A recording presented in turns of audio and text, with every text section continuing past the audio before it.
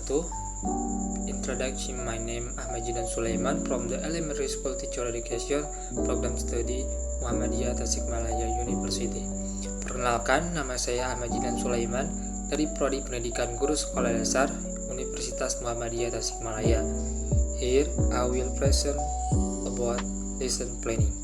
Di sini saya akan mempresentasikan tentang lesson planning. What is the lesson planning? Apa itu lesson planning? Lesson planning is the process of designing of structure learning implementation, which includes learning objectives, materials, strategies, and evaluation to achieve effective and efficient learning outcomes. The purpose is to provide guidance for teachers so that teaching and learning activities run well and achieve the set learning target. Jadi, lesson planning adalah proses merancang pelaksanaan pembelajaran secara terstruktur yang mencakup tujuan pembelajaran, materi, strategi, serta evaluasi untuk mencapai hasil pembelajaran yang efektif dan efisien. Tujuannya adalah memberikan panduan bagi guru agar kegiatan belajar mengajar berjalan dengan baik dan tercapai target pembelajaran yang ditetapkan. Why is lesson planning important? Mengapa lesson planning penting?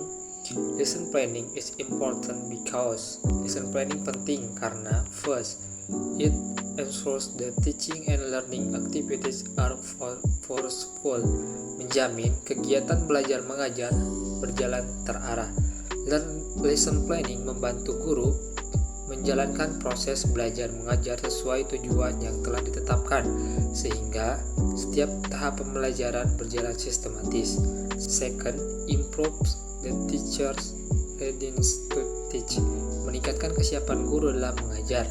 Dengan merencanakan pembelajaran, guru akan lebih siap dan menguasai materi dan metode yang akan disampaikan. Third, help achieve learning objective more effectively, membantu mencapai tujuan pembelajaran dengan lebih efektif. Dengan demikian, setiap langkah dan lesson planning diarahkan untuk mendukung pencapaian tujuan tersebut, membuat proses belajar menjadi lebih fokus dan hasil yang dicapai lebih optimal. Fourth, optimize time so that each take of learning can be carried out properly, mengoptimalkan waktu sehingga setiap tahap pembelajaran dapat dilaksanakan dengan baik. Hal ini membantu guru mengatur ritme pembelajaran, memastikan setiap tahap facilities evaluation of the success of the learning process, memudahkan evaluasi terhadap keberhasilan proses pembelajaran. Dengan lesson plan, guru memiliki kerangka untuk mengevaluasi seberapa baik proses dan hasil belajar yang dicapai siswa. Evaluasi ini penting untuk mengetahui apakah tujuan pembelajaran tercapai atau ada bagian yang perlu diperbaiki. Okay, next, a successful lesson plan usually has several key competences, namely learning objective, learning indicators, learning activities, assessment to check students' understanding. Lesson planning yang baik biasanya memiliki beberapa komponen utama, yaitu tujuan belajar, indikator pembelajaran, kegiatan belajar, dan penilaian untuk mengecek pemahaman siswa. Who is involved in lesson planning? Siapa yang terlibat dalam lesson planning? Parties involved in lesson planning include pihak yang terlibat dalam lesson planning meliputi first, teacher, responsible for creating and executing the lesson plan. Guru bertanggung jawab membuat dan menjalankan rencana pembelajaran. Second, student, as learning subject who will follow the materials and strategies that have been designed. Siswa sebagai subjek pembelajaran yang akan mengikuti materi dan strategi yang telah dirancang. Curriculum coordinator. Some case, the coordinator help with or check the plan for compliance with curriculum standard. Koordinator kurikulum. Dalam beberapa kasus, koordinator membantu memandu atau memeriksa perencanaan sesuai dengan standar kurikulum. And the last is parents, not directly involved but can provide input or support the learning process at home. Orang tua tidak langsung terlibat, namun dapat memberikan masukan atau mendukung proses pembelajaran di rumah. When is lesson planning created and implemented? Kapan lesson planning dibuat dan dilaksanakan? First, preparation. Lesson planning is usually made before learning activities begin, either at the beginning of the semester, monthly, or weekly. Persiapan. Lesson planning biasanya dibuat sebelum kegiatan pembelajaran dimulai, baik di awal semester, bulanan, atau mingguan. Second, in implementation, lesson plan are executed during the daily or weekly learning process. Pelaksanaan lesson plan dijalankan selama proses pembelajaran harian atau mingguan. Third, evaluation.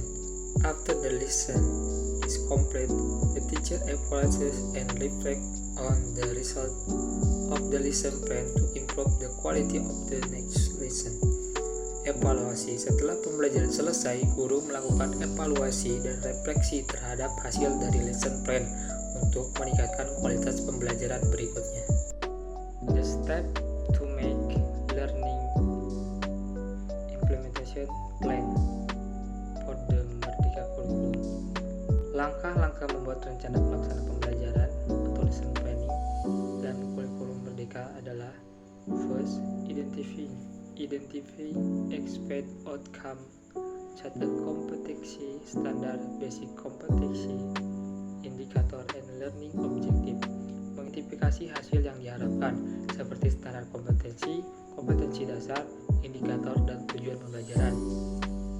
Next, determine benchmarks that will be reference to see studied in understanding. Menentukan tolak ukur yang akan menjadi acuan untuk melihat pemahaman peserta didik. And the last, planning learning include determining the step of learning activities and instruction to be used. Merencanakan pembelajaran termasuk menentukan langkah-langkah kegiatan pembelajaran dan instruksi yang akan digunakan. Give example of lesson planning. Identity of the lesson plan. This lesson plan is prepared for grade 1 at SD Negeri Karanggondang 2 with Indonesian language material. The implementation time is 1 meeting with a duration of 10 minutes. Identitas rencana pelajaran RPP ini disusun untuk kelas 1 SD Negeri Karanggondang 2 dengan materi bahasa Indonesia. Waktu pelaksanaannya adalah 1 kali pertemuan dengan durasi 10 menit.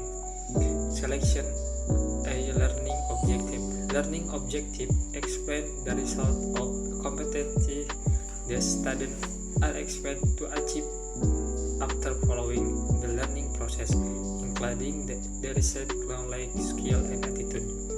Section bagian A. Tujuan pembelajaran menjelaskan hasil atau kompetensi yang diharapkan dicapai siswa setelah mengikuti proses belajar, mencakup pengetahuan, keterampilan, dan sikap yang diinginkan. Section B. Learning indicator.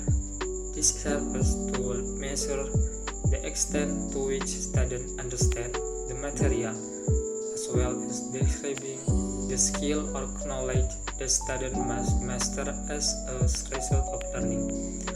Bagian B. Indikator pembelajaran.